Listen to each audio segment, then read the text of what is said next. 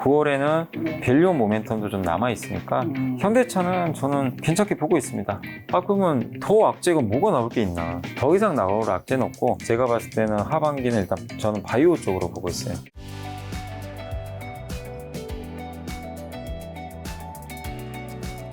대한민국 대표 전통 산업인 자동차 섹터는요. 현대차, 자동차. 기아. 잘하고 있는데 자동차가 지금 못 가는 이유는요, 성장이 이제 좀 둔화되고 있어요. 네. 주가는 좀 올라오긴 했는데, 뭐 이게 어떤 거냐면요, 돈을 현대차 한번 보시겠어요? 돈 많이 벌어요. 지금 보시면 이게 연간이죠. 6조 벌다가 9조 벌었죠. 15조 벌었고, 올해도 15조예요. 이게 무슨 얘기냐면 돈을 엄청 버는데 더 성장이 안 나오죠. 그럼 주가가 좀 막혀버려요. 그래서 돈을 못 벌어서가 아니라 여기서 계속 네. 더 많은 걸 작년보다 벌어줘야 되는데 그러긴 어렵죠. 아니 15조 버는데 여기서 20조 벌고, 이거 쉽지 않아요. 그러니까 성장률은 어쩔 수 없이 둔화된다. 그래서 주가가 좀 못 가는 거다.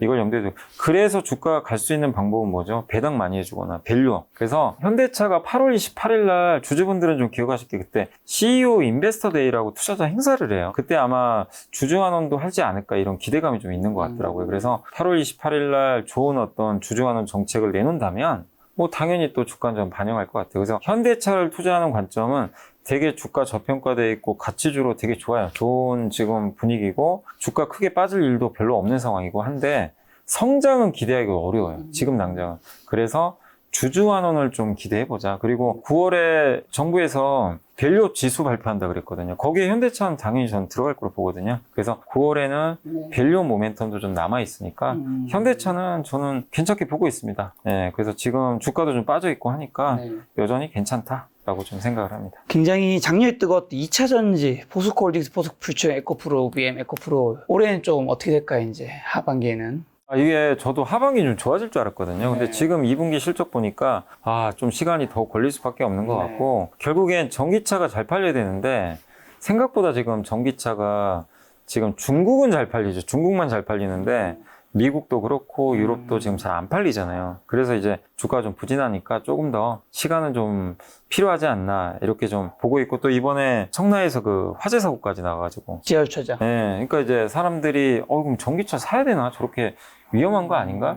그럼 더더욱 구매 욕구가 떨어질 수밖에 없기 때문에 좀 어려워질 수밖에 없어요. 근데 이런 걸 또 반대로 생각하면요, 그러면 더 악재가 뭐가 나올 게 있나? 이제 왜냐면 화재 사고까지 다 터져버렸기 때문에 더 이상 나올 악재는 없고, LG엔솔만 하더라도 한때 기억하시겠지만 하이닉스랑 시총 2등 다퉜어요. 한참. 그러다 지금은 압도적으로 하이닉스가 2등이 돼버렸고, 지금 33만 원이에요. 네, 지금 보시면 시총이 78조까지 떨어졌어요. 이게 한때 120조까지 제가 갔던 걸로 기억나거든요. 거의 반토막이 나버렸죠. 그래서 지금 이렇게 빠졌는데, 이거예요. LG엔솔이 뭐 기술력이 떨어지는 기업도 아니고, 그리고 지금 이제 유럽도 그렇고요. 이번 화재 사고도 있었지만 우리나라도 뭐죠? 요새 갑자기 자동차 회사들이 뭘 하고 있죠? 제조사, 배터리 제조사 다 공개하고 있거든요. 그러니까 차에다가 이제 앞으로 그걸 달 거래요.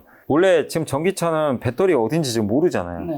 근데 이제는 앞으로는 이 배터리는 LG 거다. 뭐 중국의 CATL이다. 벤츠 거는 우리가 듣지도 못했던 그 중국 회사 거에 들어갔잖아요. 그래서 다들 깜짝 놀랐죠. 아니 벤츠가 왜 이 회사 걸 넣었지? 당연히 대부분 CATL 걸 넣은 줄 알았는데 아니어서 대부분 충격을 많이 받았죠. 근데 이렇게 배터리 제조사를 공개하면 저는 우리나라한테 되게 유리하다고 봐요. 왜냐하면 한국 배터리는 중국보다 기술력이 뛰어나다고 알려져 있는데 가격이 좀 비싸잖아요. 근데 이런 게 이제 실명제가 되면 이 회사, 이 벤츠는 한국에 LG 거 썼네? 그럼 사람들이 LG 걸 신뢰를 저는 더 할 수 있다고 생각하기 때문에 더 유리한 쪽으로 갈 수도 있다.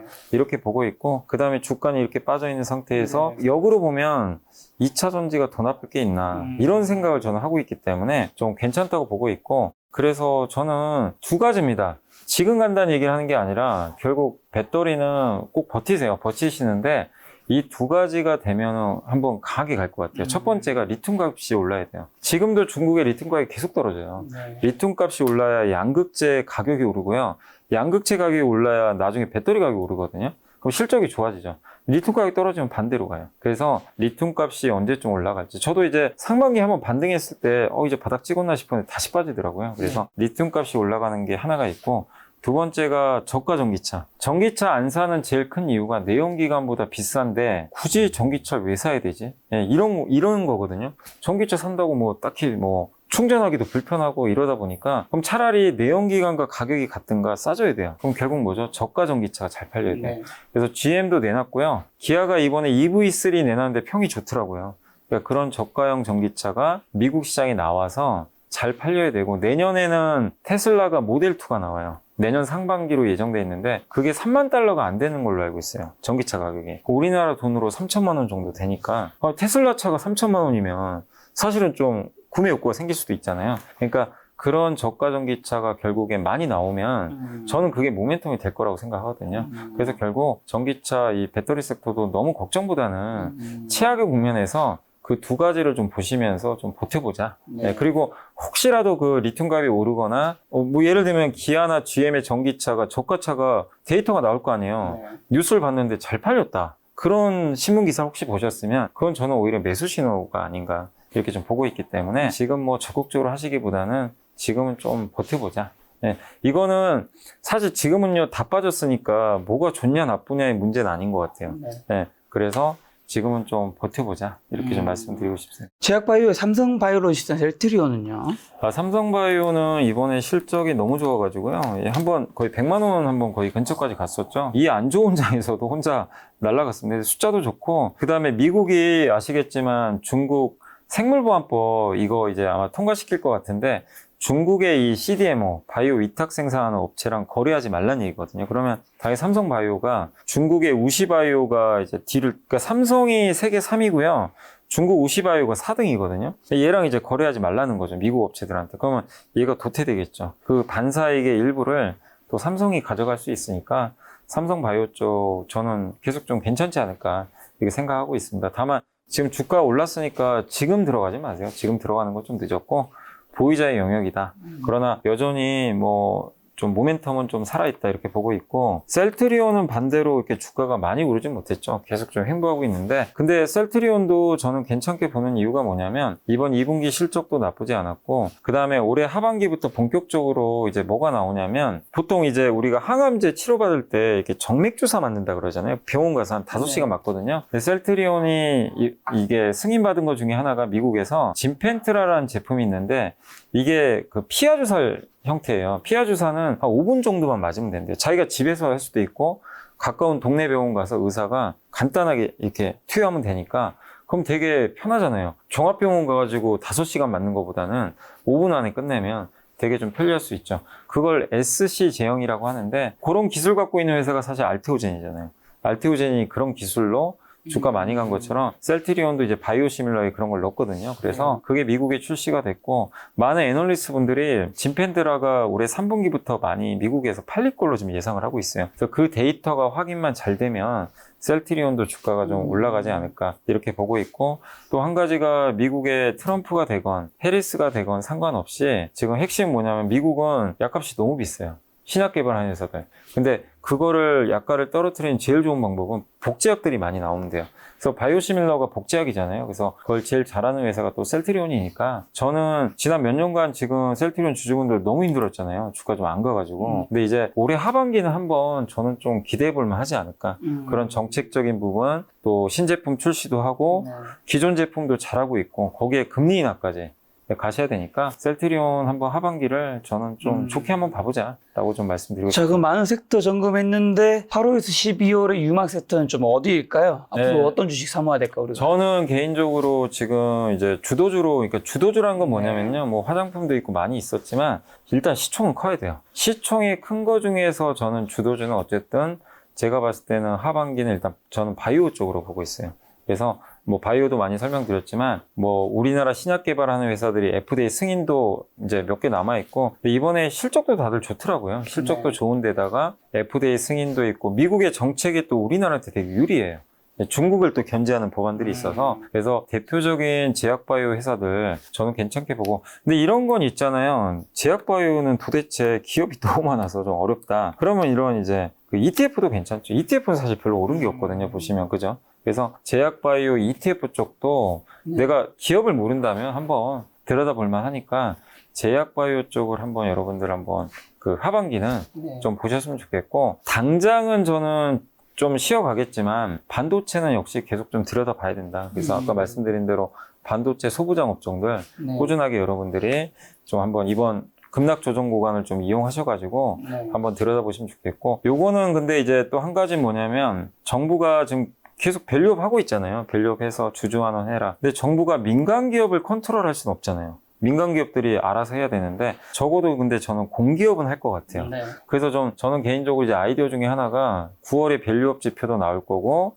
12월에 ETF가 나오는데 거기에 들어갈 기업으로는 대표적으로 공기업도 들어가지 않겠냐. 그래서 제가 한번 고민해 본 거는 일단 대표적인 KTNG 같은 회사. 그죠? 이게 담배 인상공사잖아요. 그래서 네. 정부가 돈도 잘 버니까 배당도 많이 줘요. 근데 실제로 지금 이번에 새롭게 들어오신 그 방경만 대표가 있거든요. 그분이 주주환원에 되게 좀 적극적인 분이에요. 그래서 KTNG도 괜찮고, 또 통신주에서는 KT 있잖아요. 뭐 SK텔레콤이야 이제 민간 기업이니까 KT는 어쨌든 이제 어떻게 보면 우리가 공기업으로 부를 수 있는 기업이잖아요. 그래서 괜찮을 것 같고, 또 한 가지가 강원랜드가 예전처럼 돈은 지금 많이 못 벌지만 강원랜드도 대표적인 공기업이잖아요. 그래서 주가도 이거 많이 빠졌더라고요. 근데 이제 밸류업을 좀 하지 않을까 이런 좀 생각을 해요. 그리고 어느 정도 돈은 이렇게 연간 기준으로 좀 벌긴 벌거든요. 그래서 작년에 배당 수익이 한 5.8% 나왔거든요. 근데 지금 주가가 더 떨어져가지고 배당 수익이 더 올라가 버렸어요.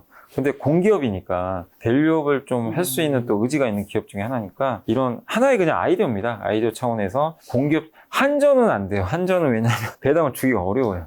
왜냐면 이제 막 적자 나고 이러다, 그러니까 여력이 돼야 뭐 배당을 줄 거 아니에요. 그래서 공기업 중에서 돈을 좀 잘 버는데 어쨌든 그걸 좀 배당할 수 있는 여력이 있는 기업들은 한번 좀 들여다보는 그런 것들이 좀 하반기에 저는 좀 아이디어상에서 한번 말씀드려보겠습니다. 지금 혹시 애매한 업종이나 PR 업종은 어딜까요? 하반기에? PR 업종은 저는 이게 나쁘다는 아니고요. 그 약간 좀 모멘텀, 그러니까 피한다는 개념보다는 약간 좀 모멘텀이 좀 약간 좀 떨어질 만한 업종으로는 약간 지금 이제 제가 보고서들 보다 보니까 해운 업종.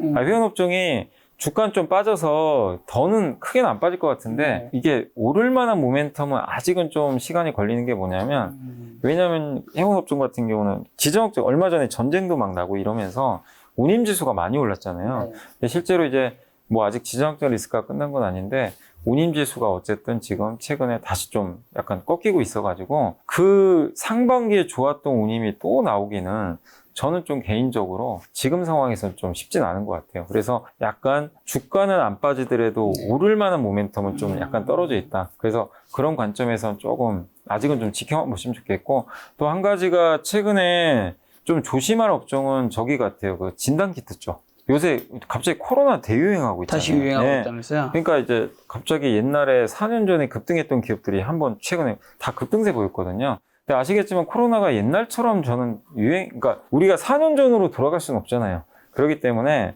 그리고 요즘에 뭐 코로나 유행한다고 옛날처럼 뭐 오늘 몇 명 나왔습니다, 이런 상황은 아니거든요. 그렇기 때문에 진단키트 이슈도 저는 좀 일시적이다. 그래서 그 단순 이벤트로 좀 올라갔기 때문에 그런 부분에 있어서는 약간은 조금 여러분들이 투자하실 때 그런 부분들은 좀 주의를 하실 필요가 있지 않나, 이렇게 말씀드리겠습니다. 자, 그럼 올해 8월, 12월에는 좀 주식을 넘어서 자산 포트폴리오 중에서 예금, 채권, 주식금, 달러, 비트코인 중에서는 좀 어떤 자산 늘려가야 될까요? 지금 우리나라 증시는 좀 많이 빠졌기 때문에 여전히 주식은 저는 좀 늘려야 된다. 지금 지수 때 비싸지 않기 때문에 그렇게 말씀드리고 싶고, 또 한 가지는 채권도 괜찮죠. 왜냐하면 지금 어차피 이제 금리 인하 사이클이 들어가니까 채권도 만약에 지금 뭐 어쨌든 아직까지도 예전보다는 채권 금리가 낮은 편은 아니기 때문에 충분히 저는 뭐 투자 매력은 있지 않나 이렇게 보여지고, 그래서 채권 쪽 괜찮고요. 다만 예금은 별로 안 좋은 것 같아요.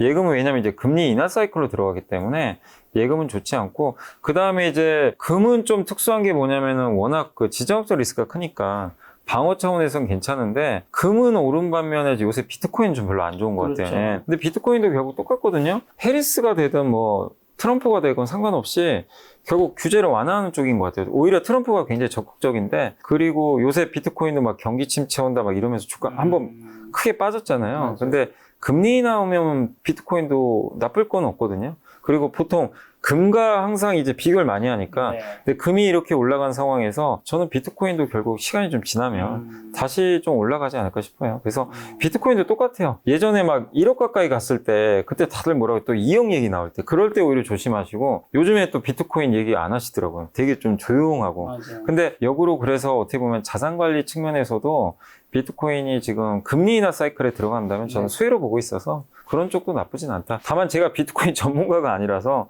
뭐 이게 좋습니다, 나쁘냐 얘기를 하는 게 아니라 금리 측면에선 좀 괜찮지 않겠냐 이렇게 생각을 하고 있습니다. 네, 마지막으로 그럼 올해 8월에서 12월 투자 포인트랑 개인 투자자분들에게 어떤 전략으로 시장에 대응해야 하는지 투자 조언 한마디 주고 가신다면요. 요즘에 이제 개인 투자분들이 저번 주에 한번 증시가 폭락하니까 제가 깜짝 네. 놀랐던 게 주식을 왕창 사시더라고요. 맞아. 외국인 네. 기관 팔은 것 같은데. 싹 받아갔어요. 그때 외국인이 한 4조 팔았는데 네. 개인이 한 4조 샀거든요. 그러니까 되게 잘하고 계신 것 같고요. 올해 상반기 내내 주가지수 오를 동안 안 샀어요. 사실 개인 투자분들이 그냥 오히려 비중을 줄였는데 이번에 폭락장 오니까 그냥 사버리시더라고요. 그러니까 되게 옛날보다는 현명하게 투자를 잘하시고 이런 투자 방법이 우리나라에서 먹히는 게 미국은 추세장인데 네. 한국은 항상 박스권이에요. 박스권장의 특징은요. 급락할 때 사야 수익이 많이 나요. 항상 그렇죠.